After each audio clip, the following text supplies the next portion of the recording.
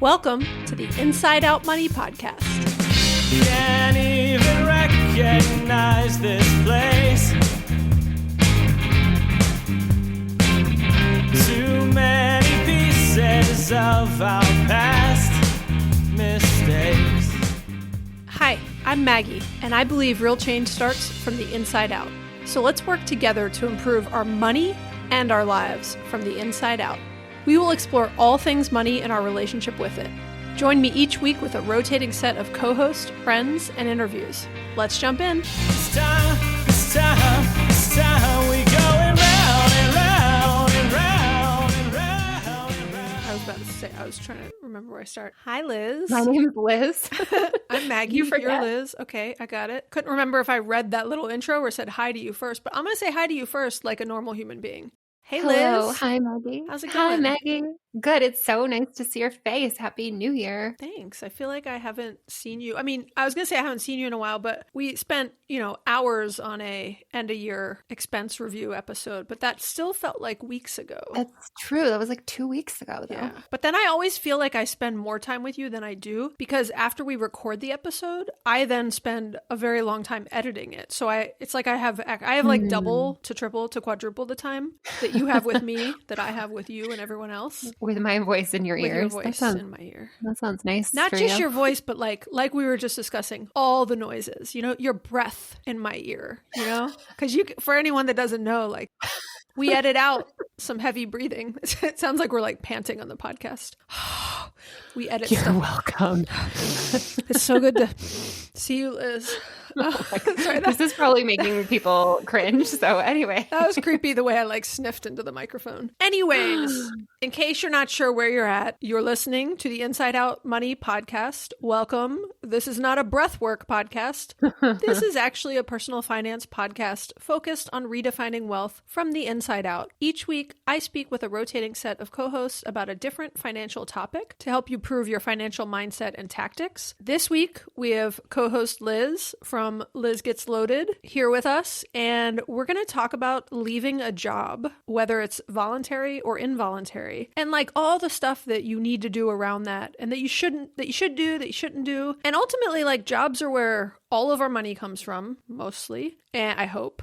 I mean, It's kind of how the world for works. most people. Yeah. For me, that's where For all my most money comes people. from. And how you leave a job can help or hurt you financially in the short term or the long term. And there's a lot of, kind of hard and soft ways that it can impact you financially depending on whether you do it right and where you kind of make some hiccups. And so we hope this will be helpful, even if you're not thinking about leaving a job now. Unfortunately, you never know when something could happen that you're not even expecting tomorrow. Yeah. And so we hope you'll give it a listen. I feel like layoffs have been in the news nonstop. I mean, all the big tech companies, I think Google and Amazon announcing more all the time. And it's like across the board. I was going to ask you, did you see the Vice article? Like there's a new trend of people videoing themselves getting laid off. No. Because so many people are working from home that they're just like setting up. They know the meeting's coming and they're like, I'm going to film this and post this on TikTok. That's fascinating / kind of, I wouldn't really say odd, but like I don't know that it'd be like the best video of what I don't know.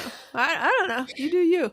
Did you see so there was one that went really viral. It was from the company Cloudflare. No. And Did they the actually woman show what the like company was saying and stuff too? Yeah. So Ooh. the perspective, I mean, they didn't show the screen. Yeah. So like, But you could hear the But you could- voice. you could hear the voice. that And so the legal? people were like, hi, we're going to have a hard conversation today. And she was like, I'm going to stop you right there. And then she just started like telling them off. And it was just like it seemed very uncomfortable for everyone. And it was honestly like, it was painful. It's probably not, I mean, I think at most jobs you sign something that says like, you're limited in what you can record probably at work. But yeah, I don't remember the legality in general, aside from whether it being like your employer. I don't know that you can record people without their permission. I don't know what all the rules are. But I think it depends on the state. I think there's like Yeah. one party and two party consent states, if I recall something from long, long ago. But right. But that is awkward. I mean, I would hate, I've had to let people go over the years. Like it's nerve wracking enough for me on the other side of it. Not like, oh, Right. woe is me, to be clear. right. But I can't imagine being recorded. And like, I didn't see this video, but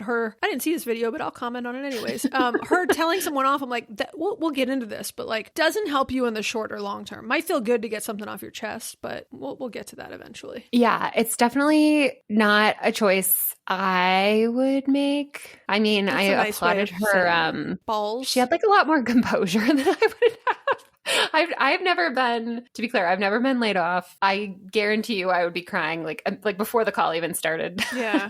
I would not even have the wherewithal to do it. Yeah. I mean, I'm not sure that's the choice I would make, but I've also never been laid off, but I have been on the other side of it through my own decisions and or other people's decisions where I was just the messenger. And it's, I didn't even think about like how many. I mean, I've probably laid off 40 or 50 people over the years, maybe more than that, probably more than that, actually. That's really tough. It's super stressful. And again, I'm not saying that like, what was me? I'd rather be on, the side I was on than the other side if I had to choose. Yeah. But my point is more, I've seen all of the reactions, all of them, right? Like people that almost are apologizing to you and making me feel better. Like I'm having such a tough time. And I'm like, no, this is not about me, but thank you. To, the opposite.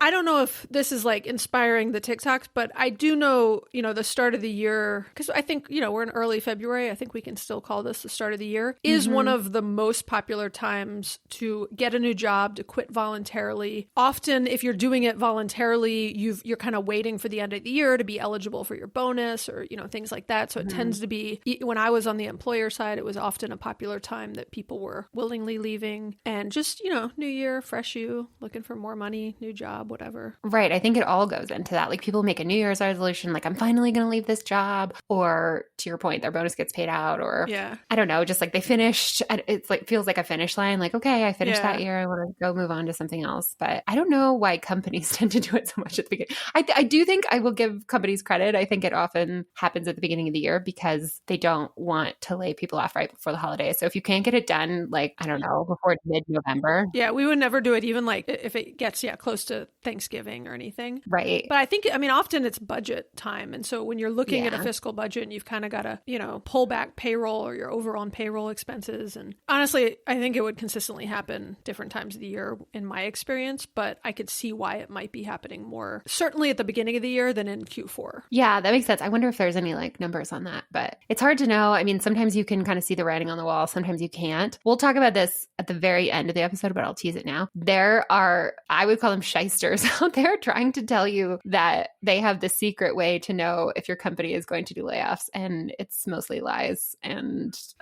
it really has been bothering me. So we'll get to that right at the end. Yeah, I'm curious to hear that because I've never heard that. I did just Google when are the most frequent times. And I'm not like, as usual, I don't have any like hard stats and research on this. I just like to think that US News did their own research and they published an article that said January and December are the months most well known for job losses. Though again, like we normally would never touch anything in December because it's bad timing unless it was a single employee issue or something, but not like mass layoffs. Yeah.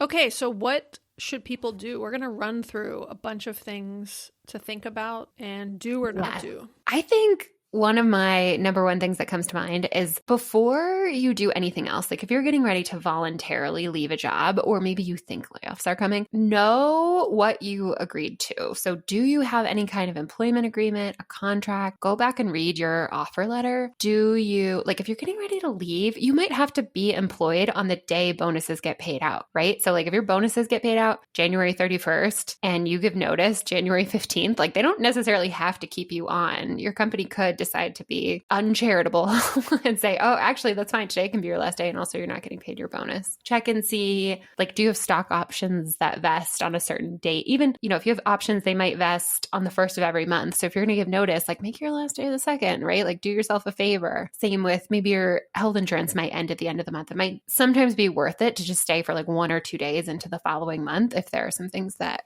kick in. Yeah. And if you're not sure where to find that information, like it's obviously awkward and I wouldn't recommend going to HR and saying like, hey, what day do I need to give notice on to still be eligible for bonus? Don't do that. But most of that stuff is available like on your company's intranet, in your benefits guide, in places that are easily accessible without having to ask for it. And if you just can't find it, ask a coworker or someone in HR like a benign question about the benefits guide or something that's, not directly related. Because I just don't think there's a lot of benefit in like tipping your hat, even if you're still thinking about it and you're interviewing and you just want to kind of have a sense of of what your Fully agree. obligations are. Fully agree. Maybe even if you know someone who's left too, like ask them. Actually, yeah, that's a great. If you trust them, I'd be careful. I mean, the one thing I would say is like, I was talking about this totally unrelated to leaving jobs with someone lately. You just got to be careful, like who you say what to in general, especially like Completely. very confidential things, you know? And so Yeah. just, you know if it's like a close friend versus a close trusted friend versus a random former coworker that might be way more loyal to somebody else than you. I fully agree. And in my mind, I try to think like, does that person tell me things about other people? Yeah. Because Then they probably Mhm. tell other people things about me. Yeah. Yeah. Yeah. I think another big thing to think about, and I have dealt with this on both sides of the fence, and especially when I left for early retirement after 15 years with a company, focus on getting the things that you might need post that job, like information. And let me clarify, what we mean by that. But, you likely, just about any company, you signed something when you came on board around proprietary information, NDAs, and all sorts of stuff. And so usually you cannot take any sort of proprietary information or files with you or anything like that. But there often would be things that I would call sort of, I can't think of another word other than like benign or non-confidential that might be, a really good PowerPoint template you put together for a presentation, or a goal setting template, or something you created, that I had something that I had created that was kind of a professional development plan that I thought was better than the one that the company provided. And, so there were a lot of like templates I had created over the years. You can remove the confidential information from that, and like any employee information, obviously, like remove it and like save a copy of that. Like that's appropriate. Right. And so just think about things that you might want that would be helpful in your next job. Again, that are not taking proprietary confidential information with you. Yeah, I know we're talking about this really carefully because we don't want to advise you to do something that would like violate a contract or be illegal. But I've had, I work with someone who told me their manager said like, take everything. Like it just download all of our templates, download all of our decks, all of our docs, like take it with you. There's no need to recreate this later. It's not like competitive information. It's not whatever. So you got to feel it out at your own company and know. Yeah. And you know what I will admit that I've done? I'm like looking around. You're looking around. Looking Someone's around. listening. A couple thousand people are going to listen. I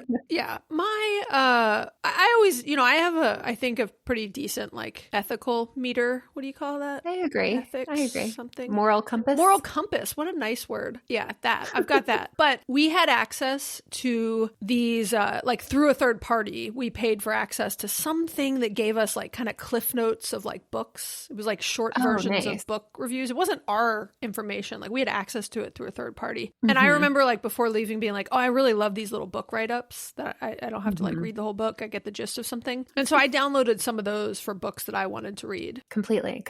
Yeah, it's great. And that again is something that like isn't proprietary to your company. It's actually proprietary to another company. And you had access and you had a license to it. And so that's fine. Exactly. Just like look around for things that could be useful and put them in your pockets. A stapler, just kidding. Don't take office supplies with you. I definitely grabbed a couple of the good notebooks from my last org. Yeah. And I now work with someone who was at my last org. And she was like, oh, I really wish I had those good notebooks. And I was like, I have a couple here. I will bring you one. It's funny. So, okay. Another thing to like put in your pockets on the way out in a very, legal on the up and up way is get everyone's contact information. So the people you liked working with, add people on LinkedIn, ask them for their personal email, find them on Instagram, like do whatever it makes sense to keep in touch with them. And I will tell you a horror story. I worked with a woman who, I'm not even going to be able to explain this in like the technical details here. Somehow, like her profile, it was Outlook, and like every contact in her phone, not just her work contacts, but if she like met a person and added them as a contact on her phone, it was tied to her Outlook account. And so when they deactivated her Outlook account, she lost every single contact in her phone. That sucks. But there are some like really simple things you can do to avoid that. Like you can go to Outlook. We could put a link in the show notes to this. I actually will. But in Outlook, you can download a CSV file, which is just a backup, and you can download an Outlook file so you could re-upload it to Outlook at your next company of all your personal contacts. Because because I mean, I did that. I had 15 years of everybody I ever knew, and I had them all in Outlook, even though it was my work Outlooks. It was like my personal contacts and notes and different things. And so you can download it as a CSV file so that you can pull it into other things and or just be able to open it up in like Excel as a backup. But you can also download an actual Outlook file. And I do that kind of stuff. I recommend stuff like that, even if you think it's not going away and you've got it taken care of, like just as a backup, because like something weird can happen like that where you don't realize like your phone got wiped or something else. Yeah, I think that's really smart. Another big one related to that I just thought of is you want to make sure you understand the rules around like porting your number, because a lot of people want to keep their cell phone number. And like at our company, we had a policy that you couldn't, but that policy was put in place after I got there, after I ported my own number to the company. So they'll make an exception for someone who had like been there so long where they'll port your number back to you, but you have to kind of like ask for it and fill out a form. And and so it just, takes some time. And even just thinking about like, where does your phone go? Is your phone going back to the company? And what's on your phone? And deleting, actually a big one, delete any sort of personal information that is on your laptop or your phone. Yeah. Like, I mean, I was at work all day. So sometimes I'd be downloading some medical form on my work computer. And then, I know technically there's policies that you shouldn't do that, but let's be real. Everybody does stuff like that. I'm so bad about, all of my work computers have had like years of tax returns, vacation photos.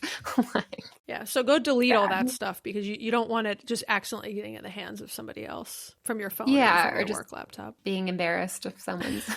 Definitely delete all those weird photos on your phone or laptop. I mean, probably no one's going to, they probably just wipe your computer. Probably no one looks at it, but you'll feel happier about it if you do that. I think that's a good point. Another, as long as you're taking stuff off of your computer, obviously make sure you take your resume if it's on your work computer. And if you're thinking about leaving, if you think there's any possibility that your company is doing layoffs, and there's always a possibility, make a list of everything you were responsible for so you can spruce up your resume, right? So I think it's really hard. I find it really hard. I don't know if you did, like in the day-to-day, to even just remember and understand what I was working on every day. Like, I know I'm busy all the time. I know the big projects, but like keep a little brag book, keep some kind of running list of what you've been responsible for, so that when you go into your job search, you know what to brag about, because you're doing a lot of awesome stuff, I bet. Yeah. I think that's a great point. And I would try to do that kind of in real time. I know it's hard to remember, but when I would finish a big project, I would just go it was usually like super messy notes, but I would just go brain dump some stuff into like a next resume file and try to remember like all the complexity that I was dealing with and something about that thing. And then know that if I ever had to go clean up my resume and make it look good for somebody else, I had that reminder in there of, X project. Yeah, exactly. Just like what you were even doing. Even when I have to do that for like my own performance review, I just have a hard time for some reason. I just like draw a blank when I have to write it down. And I go back and I look at my calendar, because my calendar is usually a pretty good diary of the things I was working on, if that makes sense. Like if I was working on something, there's probably a meeting about it. I totally forgot about this till you just said that, but I used to keep a document that quarterly, and I would make my direct reports do it also. And we actually kind of kept it around some other updates we had to give, but I would keep a quarterly kind of log of like big accomplishments. And then that was super helpful at end of year review time, because I kind of had it like, at least for the first 3 quarters, mostly written. And I had to go like summarize and stuff like that, but it was just a bit of a brain dump and a log of big, interesting things that I worked on or accomplished. Yeah, that makes sense. I feel like the big things I could remember, but sometimes I'd be like, oh my gosh, also I like wrote and launched that whole thing, but it was only a week. So like, I don't remember. Yeah, no, I agree. And I would forget the big things too, because 2 months later, I'd be like, that felt like 2 years ago. Yeah. You're like, that was 10 years ago. Oh, that was 3 months ago. JK. Yeah. So I think the next grouping of things is just being smart about your benefits and recognizing what happens from, your current job to your new job. Yep, I fully agree. And I think this one can be like tricky sometimes. I just think that not everyone always thinks about like all of the different components that go into it. Like you think about your job, and maybe you think about your salary and medical benefits and like maybe 401k, but there's kind of a lot going on there. Yeah. And this was like one of my pet peeves when I was working. I couldn't think of what the word was. Working? when I had a job. It was the short-sightedness of people leaving a job over a little bit more money and not even ever like having a conversation to say, hey, I don't feel like I'm fairly paid, or like I feel like I could make more money somewhere else, which is a very appropriate conversation to have, by the way. We could do a whole podcast on that someday. It is, but it's also like so hard It to have is. that conversation.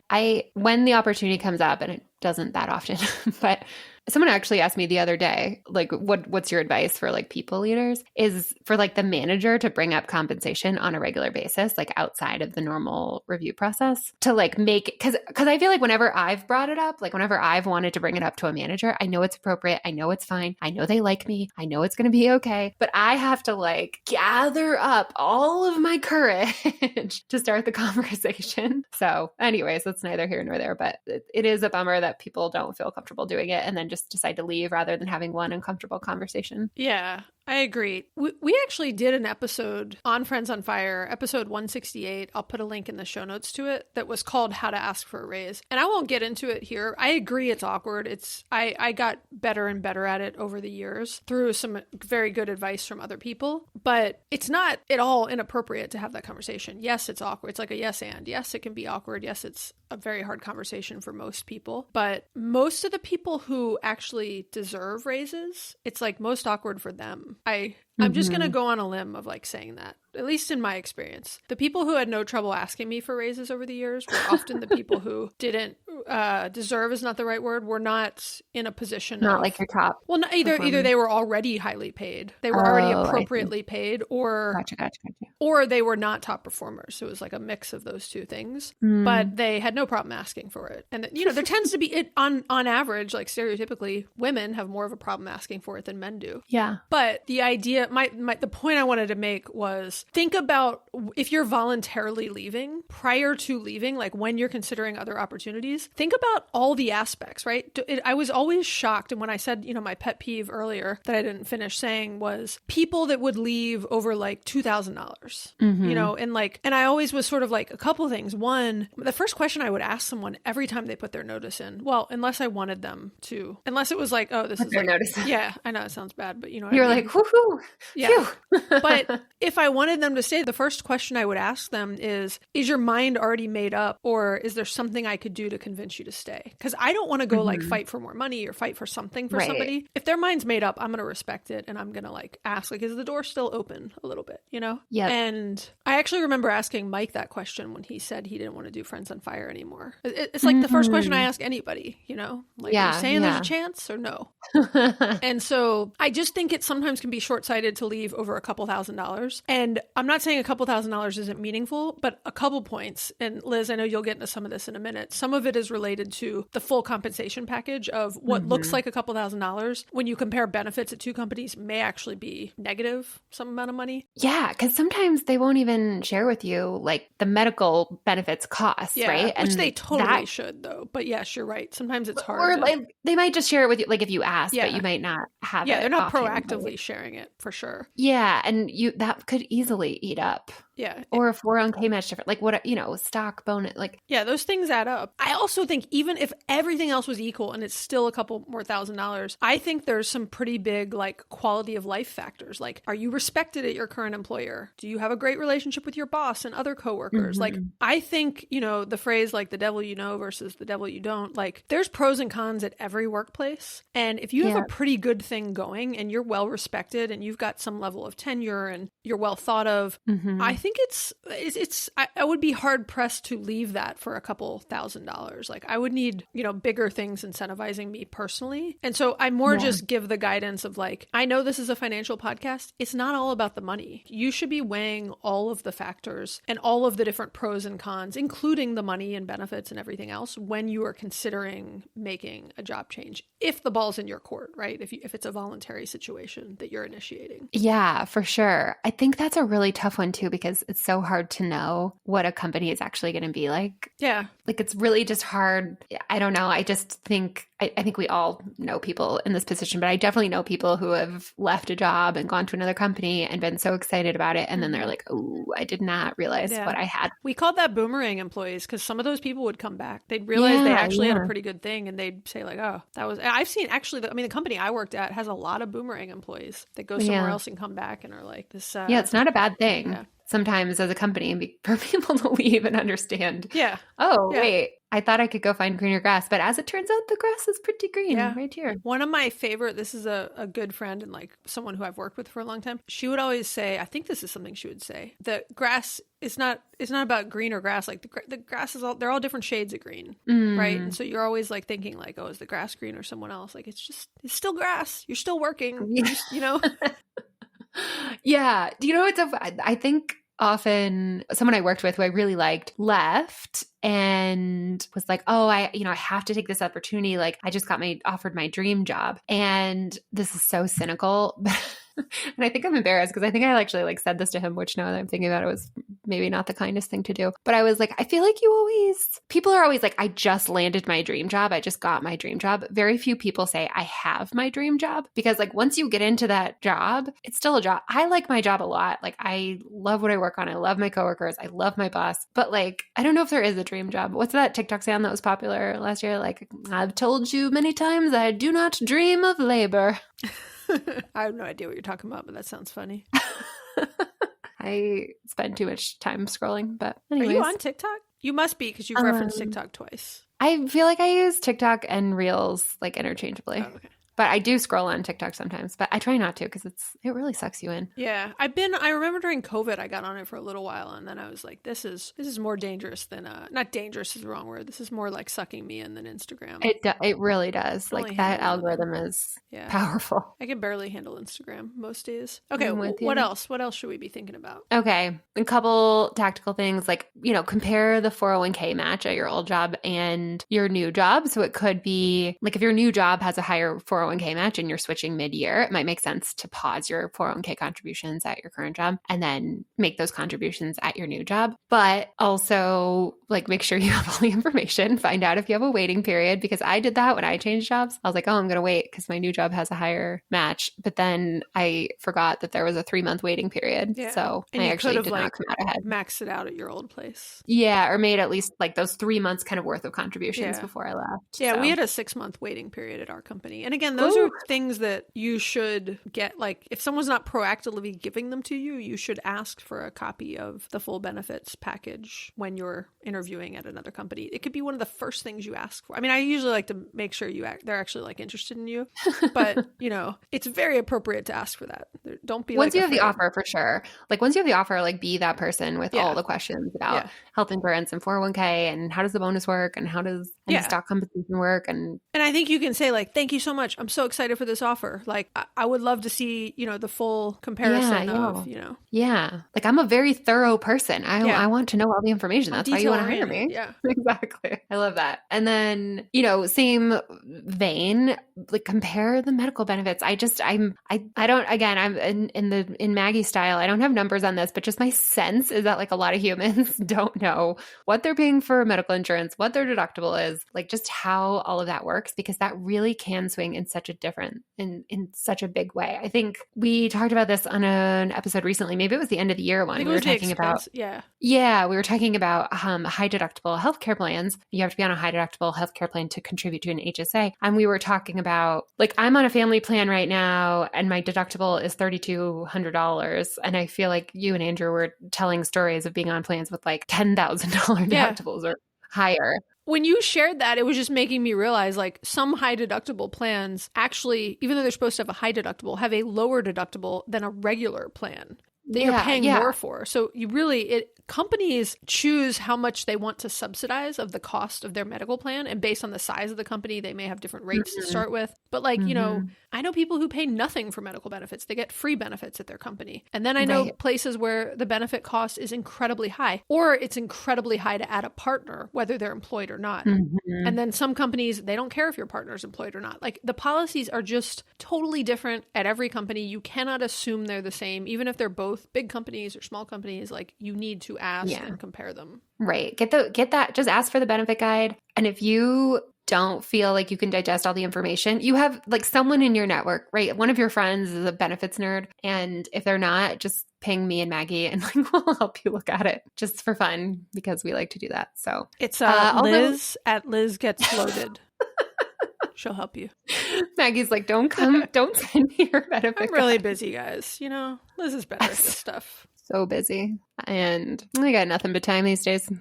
JK. Monday, I was booked my day. My booked meetings, like regardless of any other work I needed to do, started at 8 a.m., went till 6 p.m. I had 2 half-hour breaks. One was because I decided to skip a meeting, and one was because a meeting ended a little bit early. I will read your references to stuff like that because I really only like back to social media. There's like 10 people whose stories I read, and you're one of them. Oh, And thanks. oh, you're welcome. And I will read stuff when you post things like that, and I really get like a little bit of like PTSD. Like I'm like, oh my god, I remember Sure. that. That was like not. And I really like a full day of meetings. Just like there's no time to do Yeah. any work or to get caught. You know, Right. it's more stuff piling up, and I just remember that feeling and the feeling. I at the try end to of the look day. at I try to look at my calendar. I try to limit to like 6 or 7 meetings a day. I mean, my job is to be in meetings and like that's fine. But I just know that like my brain doesn't work as well after more than 6 or 7 meetings. And I've been thinking a lot lately about, I just worry what it's doing to my brain. We talk a lot about like what social media is doing to our brain with all the notifications and scrolling. I'm like, but that's at work. Like I'm task switching like every 2 minutes. I have a new email, a new Slack. I'm going Yeah. into a meeting. It's like my life just runs in these like 30-minute increments. Of Yeah, meetings. there's very little like focused deep work happening unless you're very Yeah. methodical about or intentional about making the time for it. And it's hard, it's super. It's Yeah. not just like you need to make the time for it. It's really hard to make the time for it. And I'm okay. Yeah, I'm okay. Like I actually kind of like doing the reactive stuff sometimes, but I do just think I don't. Maybe 17 times a day, I'll sort of like start, like kind of like jump and be like, wait, am I supposed to be in another meeting right now? Because all day from about 8 to 6 at like 8:30, 9, 9:30, 10, I'm like, wait, I think I'm supposed to be doing something right now, but let me pull up my calendar and make sure. I don't know. I just think it's doing something to the chemicals in my brain. Anyways, speaking of the chemicals in my brain, if you're leaving your job and you have already hit like your medical deductible, maybe you've hit your out-of-pocket max, know that that probably doesn't carry over into your new job. And so like go get everything done before your old health insurance ends. So like go to the dermatologist, get your moles checked, go to the chiropractor, like get all your business taken care of. And the thing about like when your medical coverage ends, this can also vary from job to job. This is something I think your employer gets to choose. So let's say your last day at a job is like February 20th. Your health insurance, it might end on February 20th. It might go to the end of the month. It might be February 28th. Like you need to find out when that is so that you know how long you get to use it. And then, okay, this is like actually one of my favorite things. This is the thing I think actually I've told to many people and they're like, I had no idea. And it's about COBRA. So when you leave a job, typically voluntarily or involuntarily, you're eligible for COBRA. What COBRA is it lets you continue your existing health insurance, but it's usually really expensive because at most employers, your employer is covering anywhere from like 50 to 80% of the cost of your health insurance plan. And so when you leave, you can stay on the same health insurance plan, but you now have to pay 100%. So it's like, okay, great, I can continue this, but it's going to be really expensive. But the thing that most people don't know is you have 60 days to elect it, but it's retroactive. So again, let's go back to this example. Let's say your last day of work was February 20th. Your insurance goes to the end of February. That means you have all of March and all of April to decide whether you want COBRA or not. And if you elect into COBRA, your coverage becomes active March 1st. So it goes back. I did not know this. Using that example on March 15th, if I get in a car accident and get like seriously exactly. injured, I'm actually insured. You can be. I could So if turn you it have- on like right then and then. Exactly. So a lot of people, what you can do is you can wait. And so like, okay, you're job hunting, right? You're like, okay, am I going to find a new job? When is the health insurance going to be effective? If you get in a car accident on March 15th and you're like, oh my gosh, I didn't file that COBRA paperwork. I don't have insurance. You don't need to worry. You just fill it out on like March 16th or 17th, whenever you want. Turn it in and your coverage will be retroed. But you'll to have March to 1st. back pay Yep. too. So what if like when I early retired, I could have like, if I was like healthy my first month out, Mhm. could I have like turned COBRA on the second month, or would they have made me retro it to like the day I left. You have to retro it. Yeah. Oh, okay. But that is interesting because you could sort of like, if you know you're going to another job, like you said, like take your chances. And until something happens, that is interesting. Because Cobra, I mean, Greg and I, when we early retired until we got on the marketplace the next year, we did Cobra and it was like, I think combined, we were paying like $1,700 or $1,800 a month for insurance. So, I mean, it was really expensive for like 6 months. And that wouldn't have worked out for us because we weren't going to another job. But that is like a really cool little kind of hack. It's a cool trick. It's a cool, exactly.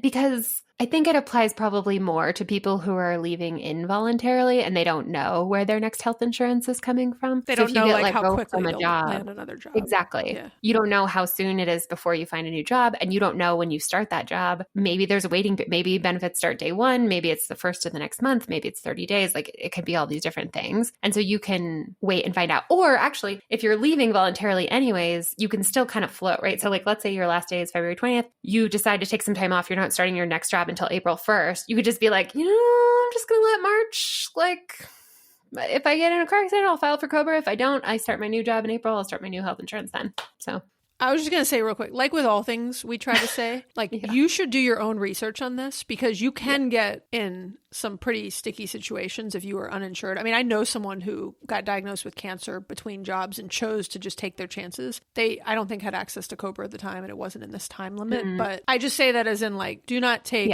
any advice from Liz and I. Take it as take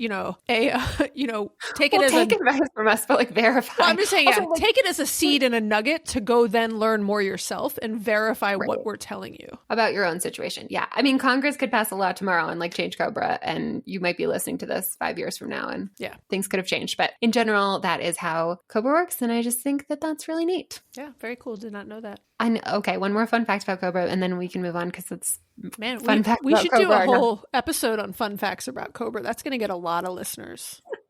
I don't think it's the most riveting content. But I think a lot of people know that you can continue your medical, dental, and vision via Cobra, but you can also continue your like FSA through Cobra. Didn't know that either. Yeah. So yeah.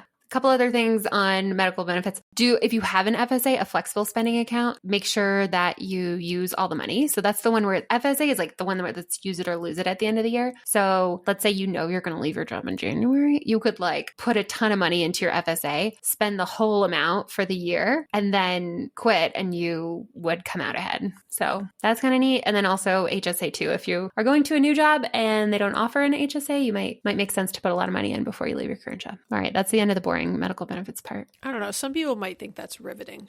I do. If you do, you come be my friend. Come find me on Instagram. We'll hang out and talk about fun facts about Cobra. As Liz gets loaded and she'll compare your before and after medical benefits, help you decide which job to take. I just want people to be empowered. I totally agree. And I'm more like half joking, but you'd be surprised what sort of answers you might get from us if you ping us a question on Instagram. Unless it's like some like deep dark, it's going to take me, hours. But even when it takes me a little bit of time, like I'll sometimes like go research something I don't even know about to help somebody who's same. I'm like, I don't know, but I'm happy to like. It's really satisfying. I'm always sort of surprised they didn't just Google it, but I'm like, I can figure this out. Give me 2 minutes. I'm gonna go ask ChatGPT. Completely relatable. Yeah. That happens all the time. Recently, I was thinking about this today, and I kind of noticed myself doing this, but I probably type a question into Google 50 times a day. Completely. Like I'm doing something and I'm like, and something real granular where I'm like, I'm trying to do something and I'm like, how do I do this? And this isn't working. And the first place I go is I go ask Google, but I don't think that's how everyone's mind works. I agree fully because I do feel like I get questions that could be easily Googleable, but I'm like you. I don't mind. I think some people mind. They're like, why would you ask me that if you could Google it? And I'm like, I will just Google it for you. And then I will give you the answer. And then I will get a nice little shot of dopamine in my brain for providing you the correct answer. Yeah. So really, this is fun for me. Yeah. And we learn something new through the process. So, yeah, if it's a question I just like really don't care about, sometimes I'll be like, oh, I don't know. Sorry. Like you should look it up though. Look it up. What's that old like commercial from when we were kids that was like the star and the like the more you know. Yeah. Yeah. It was for like the library or reading. Now it's for Google. Like the more you can Google, just search it up. I know. I think it's so wild. Because I remember, okay, I'm like aging myself a little bit. I remember getting a phone call like from a friend who was like, hey, do you know? Like, One of the examples was there's a logical fallacy called begging the question. People think of begging the question means just like raising the question, but like in formal logic, it means like you're assuming a preposition or not a preposition. Oh my God. Did you say an electrical fallacy? Logical fallacy. I was like, I'm not following you, Liz. Plug me into this. Anyways, begging the question means like something very specific in sort of formal logical arguments. And someone called me and they were like, hey, I know that begs the question like means something, but I can't remember. Can you tell me? And like that would never happen anymore because of the internet. And we'll put a show notes to what begs the question means in the thing because it actually still bugs me when I hear people use it. Funny. Anyways. Okay, I'm writing that in the show notes because I'm going to forget.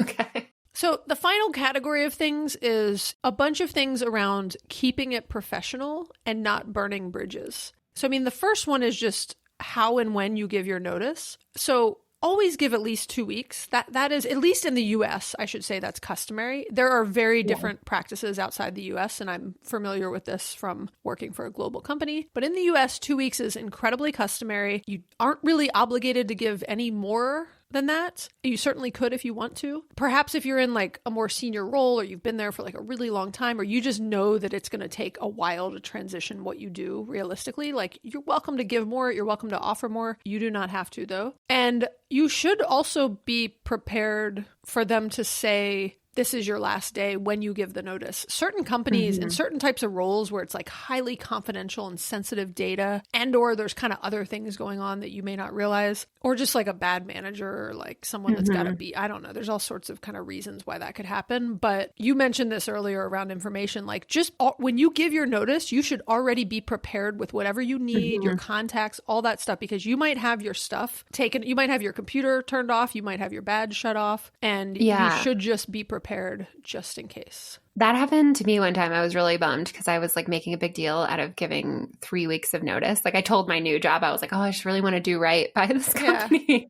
And I want to give them a lot of notice. And I did give notice. And they were like, actually, today can be your last day. The company wasn't doing well. I think they were kind of struggling. And so they were like happy to financially save 3 weeks of my salary. But I didn't tell the new job I could start sooner because I was like too embarrassed. Well, and you know, can't hurt to have a few weeks off too. It was nice. Yeah, it was nice taking a few weeks off. That was a long time ago. But and yeah, on the flip side, giving too much notice can be bad. Like I gave about 9 months notice when I early retired, but it was a unique situation. I just really wanted to give. Yeah, I agree with you. I think longer notices like rarely just feel great anyways. I think the person who's leaving generally ends up being just like really over it. Yeah. And it just kind of drags things out. And there's that period of transition where you're not sure like who's kind of in charge and it can be tricky. Yeah. And you end up, it's like really hard to stay motivated. So, I mean, one thing I would say is like, don't phone it in after you've given your notice. Like really keep up the same pace and effort that you have been, because even if you've worked for people for years and you've built up a lot of social capital and goodwill, like humans have a recency bias and they will remember that last 2 weeks when you were slacking off much more than the years before. I think that you were totally nailing it. So yeah, I totally agree. You know, another thing you can do as you're leaving a company, and we kind of mentioned this earlier on some other examples, is you could consider connecting with some people who have already left that you trust and you know, feel good about doing that with, just to understand what happened to them and what the process looked like and anything that you might not be thinking of before you give your notice. So again, if you know someone, on the flip side, I didn't say this earlier, but when you're looking at another company and voluntarily leaving, don't be afraid to connect with, like, find someone that through LinkedIn where a friend of yours knows someone at that company and they're not going to tell your current boss, and like talk to someone that already works at that company that's not who you're interviewing with. I think the idea of connecting with people on both ends of you leaving, you can get some really good and helpful intel. And like humans, for the most part, want to help other humans and will usually, you know, when you're asking them for advice, people will go out of their way to help. I agree. Most people want to be helpful, or maybe even find someone who used to work at that company. Like, you might be even more honest. But. Yeah. Very true. Okay. My last point about like keeping it profesh and not burning bridges. This is, I don't know if everyone feels this way, if this is just like a Liz pet peeve, but don't throw what I call a sad goodbye parade. Like it is fine to like send that one email or like have a lunch with your team or whatever, but it's like a sappy email, like a goodbye lunch, a goodbye happy hour, like just standing in the kitchen all day being like, yeah, I know, it's just time. Here's my new company. I'm really excited. Like it can just be too much and it can rub people the wrong way. I mean, I think unless you were there for like a decade, I've seen people do this who worked at the company for like 9 months. Yeah. It's like read the room and read the situation, because it's also like everybody around you is still working and working really hard. Even when you're laid off and people feel really bad that you are leaving, they're often, I mean, there's a big, what's the term where like survivor's guilt? Yeah. Where you, those people are like equally as stressed. And again, I'm not saying like feel bad for them, but I'm just saying that have the perspective to realize everybody's going through something and everyone's kind of dealing with their own stuff. And so I hadn't thought about this, but I agree with your point of just, be thoughtful about how much goodbye things are needed. And if, look, other people are initiating things, but like you don't need to go around initiating your own goodbye party for sure. Yeah. And I mean, stay in touch with the people you like and do it later, right? Like a month later, grab drinks, go get lunch, like stay in touch with the people you actually want to be friends with. But we always had like a lot of like stressful discussions around people that were leaving, a mix of voluntary and involuntary, and like company funded happy hours and stuff. And like just the precedents and being like, we can't afford to host a big happy hour every time somebody leaves. You know what I mean? Like it's exhausting and it's expensive and it's a mix of, voluntary and involuntary. And it just kind of got like, I just remember too. Yeah, I just remember times where it was just very stressful and like people expecting that the company would fund a goodbye for them. And sometimes it's appropriate and sometimes it's not. And I just remember being in a lot of discussions about that over the years. It's awkward. Yes. Okay, a few quick final things if you were involuntarily laid off. If you were laid off and you were offered a severance package, just a reminder that severance is negotiable. So usually the reason a company offers a severance package is in exchange for you signing a waiver saying that you won't sue them and that you're, kind of like leaving on good terms. I don't know how you phrase that. And you can ask for more money. You could ask for more time on benefits. You could ask to keep your phone, to port your number, things that are important to you. You could ask to be, prorated eligible for like a bonus that you thought was headed your way or something. I would say be reasonable about what you're asking for and have a strong case for it, but don't be afraid to ask. At that point, the worst thing they could say is no.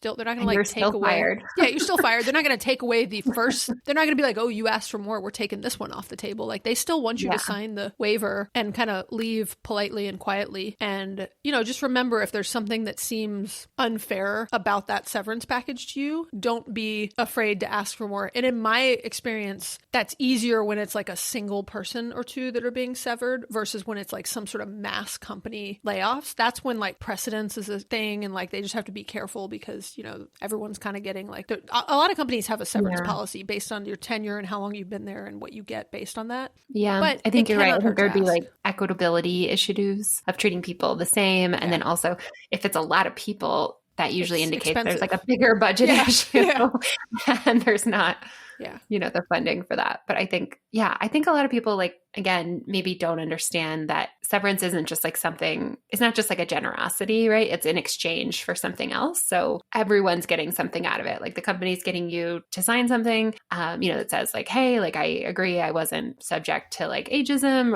or, unpaid I wasn't mistreated in wages or like something. And then you're also getting like this additional payment. And then also I think a lot of people don't know that it's negotiable, which, hopefully is because most people haven't been in this situation. But you want to learn about this stuff like before you're in the situation, right? When you just got like hit by the truck is not the time to try to figure it all out. So and then my last thing, and I talked about at the top of the episode, this is driving me absolutely bonkers. It started more than a year ago, but there are all these influencers out in the world making TikToks, Reels, short form video content that are like, hey, do you want to know if your company's doing layoffs? Here's the secret way to find out. And what they're talking about is something called the WARN Act, WARN, like a warning. And if your company it only applies in certain situations. Like if your company is big enough, if your company is laying off a certain number of people, like a certain like percentage or like fraction of the working population, there's like a bunch of stuff that goes into it. They do have to provide like a public notice. And so that's where these people are pointing you. They're like, just go to your state and search like, Georgia state WARN notices and you can look them up and the companies have to give like 60 days of notice, which sounds great, right? You can go online and say like, okay, let me look at the companies in my state who have issued these WARN notices. And then I'm going to have this like secret inside info of who's doing layoffs. But it does, even if they qualify for it, most of the time, what the companies do instead is they just pay you out the notice. So like on January 1st, they might say like, okay, you're laid off, but you're not laid off until March 1st. And we're just going to pay you for January and February and you don't have to work. Like you don't actually get any additional extra heads up. Yeah, I know there's some specific laws about that in the UK where based on the size, you have to, it's very different than in the US. Yeah, it's probably more strict in the US. So right, there's so many situations where it doesn't apply. And then there's so many situations where like, even if it applies, it doesn't matter because you wouldn't have known any sooner anyway. It's more strict in the UK, by the way, depending on what you mean by more strict. There are more employee protections in the UK. Which That's is what I meant. It probably applies to more like, right. Yeah. I would think it would be more advantageous to the employer and excuse me, I keep saying it wrong, the employee in the UK. Yes. Than in the United States. Absolutely. Yeah, it's generally a trend. It makes me mad because these influencers are out here like making these videos for their own like clicks and likes and self promotion and like preying on people who are worried about being laid off, which is like a really vulnerable thing. Yeah. Anyways, I agree. Not to end on like a womp womp note, but on that note, way to bring us down, Liz. I know. Well, that's all our ideas about if you're thinking about leaving a job, if you're thinking about getting laid off. And Maggie, I don't know about you. Well, I guess not anymore, but I just assume I could get laid off any day. Yeah. It's funny. I was going to say that when you were joking about like ending on that tone. I never, there's just all these people that have different views on, big corporations being evil and never having your back. And like, that wasn't my experience. Right. But I also always had the mentality of, this is a two-way relationship, and at any point either person, this isn't like a marriage, right? Like they don't owe me as much as like a spouse owes me or something, right? We didn't commit to each other for life. I just always had a mentality of like, I'm going to do my best, I'm going to work hard, I'm going to have good relationships, and I'm going to save my money. I'm going to be prepared so that if I am unemployed at some point, I can weather that storm. And I'm not, I'm going to feel hurt at some point if I get, unexpectedly fired, especially if I feel like it's not, doesn't make sense to me or whatever else. I did always, I was very, I had a very good run for a long time. And, it was part being in the right place at the right time and part being very good at what I did.